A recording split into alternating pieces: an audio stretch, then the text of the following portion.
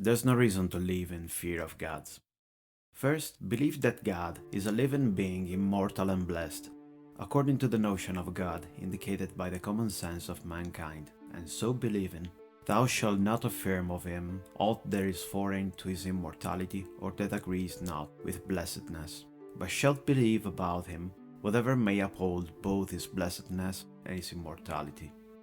For verily there are gods, and the knowledge of them is manifest, but they are not such as the multitude believe, seeing that men do not steadfastly maintain the notions they form respecting them. Not the man who denies the gods worshipped by the multitude, but he who affirms of the gods what the multitude believes about them is truly impious. For the utterances of the multitude about the gods are not true preconceptions, but false assumptions. Hence, it is that the greatest evil happens to the wicked, and the greatest blessing happens to the good from the hands of the gods, saying that they are always favorable to their own good qualities, and take pleasure in man like unto themselves, but reject as alien whatever is not of their kind. Here we have first of all to conceptualize the cultural background of ancient Greece at that time.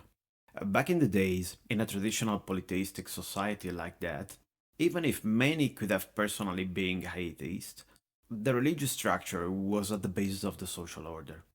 Think that not so much time before Epicurus, Socrates was condemned to death sentence, following the accuses of being an atheist and a corrupter of the youth with his ideas.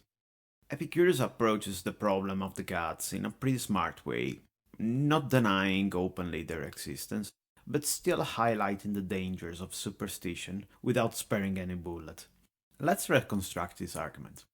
If we have to describe a god, which would be its relevant features by definition? This is the starting question. And Epicurus say that if something is really God, it means that it is immortal and blessed, as otherwise it wouldn't be such. So, something like this may exist. We have no ways to deny overall the existence of such beings, just with our limited knowledge and senses.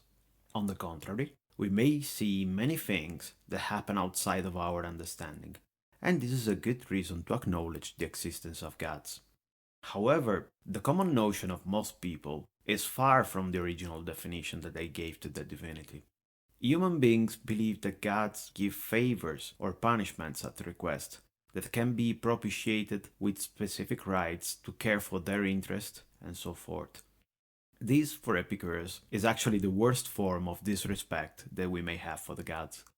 The gods, by definition, are blessed, and they won't take part in the petty trivial interests of the common people. If something good happens to the good people, or something wrong to the wicked ones, it is because the favor of the gods goes towards those that are more similar to the gods for their attitude and moral conduct.